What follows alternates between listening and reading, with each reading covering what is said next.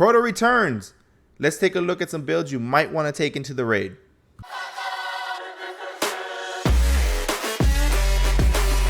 First, let's go over what we can expect in the raid. Crotas End is made up of 3 major areas: the pits, the bridge, and the throne room.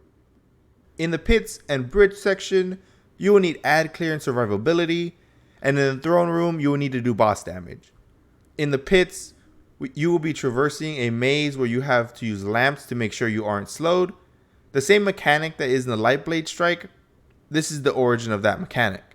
You're going to be assaulted by Thrall and knights. In the bridge section, you will have to keep control of plates in order to cross the chasm. One by one, you will cross and do the same on the other side to allow the rest of your team over. Again, being swarmed by Thrall, knights, and wizards.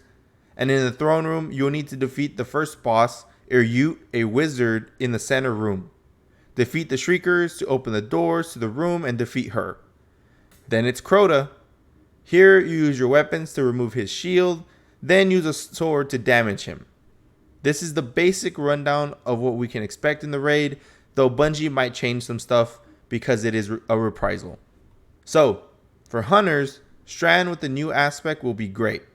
Suspend combined with the Beyblade will take care of any low tier ads and allow you to focus on majors. I went over this build as well as a solar build in their own video, so if you want to go see that, go check out that video. Besides Strand Hunter, I think Void Hunter is going to be great in this raid. The build you all know and love, Gerfalcon's Halberg, is what I think is going to shine. Using a Void primary for consistent volatile rounds will clear ads like crazy. You have Tether to debuff the boss, or just gather ads to keep them manageable. As well, going in and out of invis can allow you to get reses when needed or escape a sticky situation. Spec for orbs on void kills, grenades, and I chose a machine gun or linear fusion for my heavy.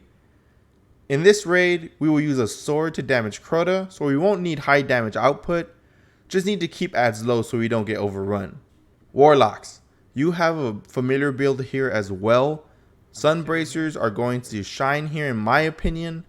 Lots of ads in the first encounter, so lots of Sun Bracers activation. Well to buff damage and keep you and your teammates alive. This is just too good not to use. Make sure you have Ember of Resolve so your solar nades cure you while focusing on spreading Scorch and Ignitions. You can use Icarus Dash or Heat Rises. I think in the pits, Icarus Dash might be better, and for the rest of the raid, Heat Rises. Depending on how the slow effect works though, Heat Rises may be the better aspect. Void Warlock is going to do great in this raid also. Briar Bands in particular I think will be great. Juggling Void Souls and having them lock down groups of enemies, or just using them for extra damage on tougher enemies, makes this exotic a good bring along. However, if you do not have these arms, I'd take in Nezarec Sin or Controverse Holds. Depending on what you want, if you're looking to get your abilities back quickly, go for Nezarex. Chaining abilities and having a Void primary will keep you surrounded by Void explosions. If you want good grenade damage and utility, you can't go wrong with Controverse.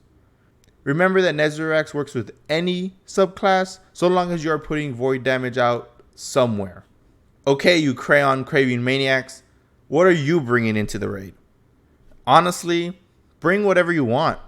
For Titans, any super or build is going to be great.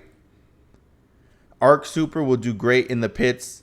Knockout's health regen is going to keep you healthy and boost your outgoing melee damage.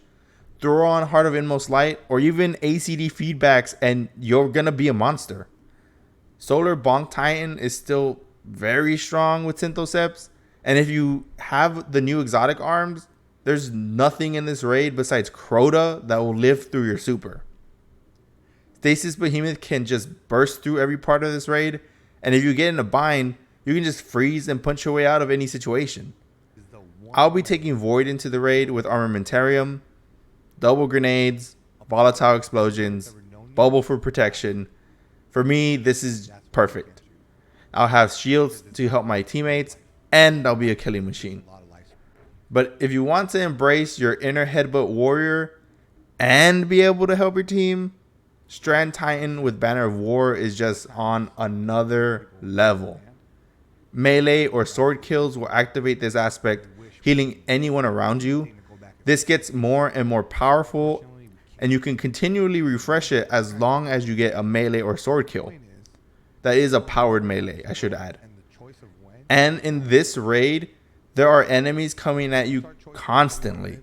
Along with the ability to get woven mail when you break a tangle, if you die during this raid, you are trying to die. Lastly, let's go over some weapons that you should bring into the raid. First off, the obvious. If you have galley, bring it. Or any other rocket really. I'd suggest bring one with tracking. You'll be firing from a distance, and if Crota moves and you miss, it's all over. Some other weapons that could work: Xenophage could do well. Parasite could also potentially be good. Other exotics I bring are Wither Horde for the first 2 sections. Sunshot will shine also, or you can bring Prometheus Lens for clearing ads.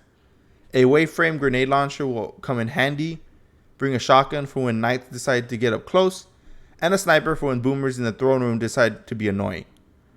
With all that, you're ready to raid. Let me know what you'll be taking into Crota Day 1. Subscribe if you enjoyed the video. I'll see you in the next one.